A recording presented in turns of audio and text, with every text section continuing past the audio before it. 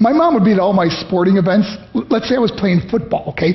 My mother would be on the sidelines, and if the play on the field started going one way, my mother would run along like, Mark, get him, get him! I'd be like, oh my gosh.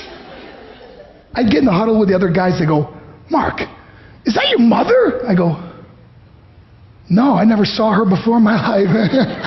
See, the greatest gift my mother ever gave me, she believed in me. I have overdosed on drugs on 3 occasions where I should have been dead. But I believe I was kept here for a reason. You show me your friends, I will show you your future. How do I know this? I hung out with losers, and I became the biggest loser of them all because I gave up everything I dreamt about as a little boy because of who I chose to surround myself with.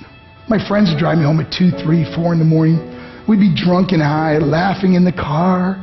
We'd pull up in front of my house in New York. They go, Mark, the light's on. I go, oh man, my mother's up. See, my mom wouldn't go to bed until she knew her son was still alive.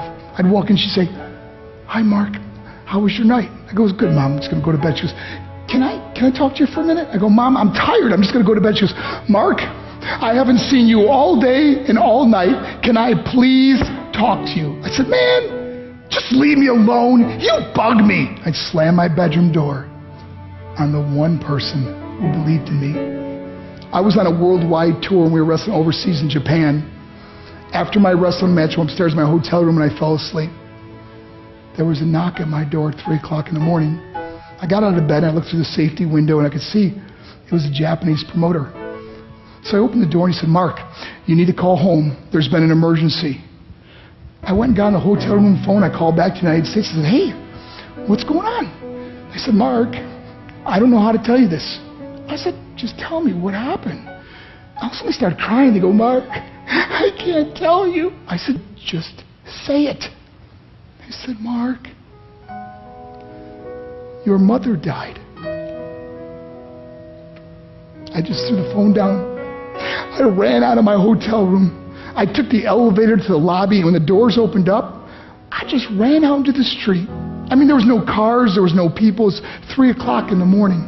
And I walked down the middle of a street in Hiroshima, Japan, and I remember looking up and just saying, Mom, I am so sorry. I flew home for her funeral, and I was so nervous to walk up to her casket, so I just stood way in the back.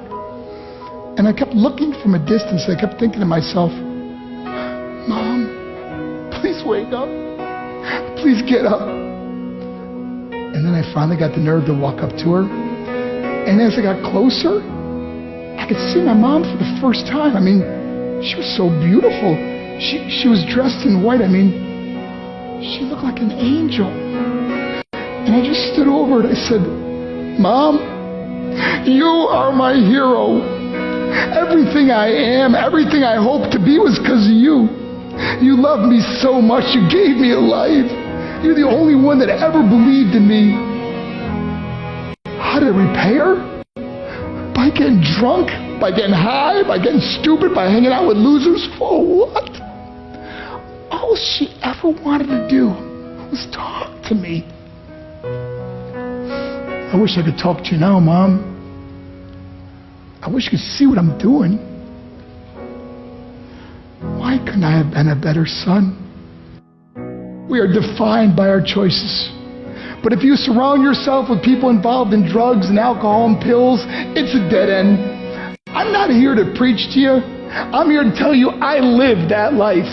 It leads to broken hearts, broken relationships, broken dreams, and death. For what? To get high? If you have a mother or a father, when you go home, tell them how much you love them. See, my whole life was about being rich and famous. I had to be a millionaire. I had to win the race. I had to win the race at the expense of my marriage, my family, my friends. For what?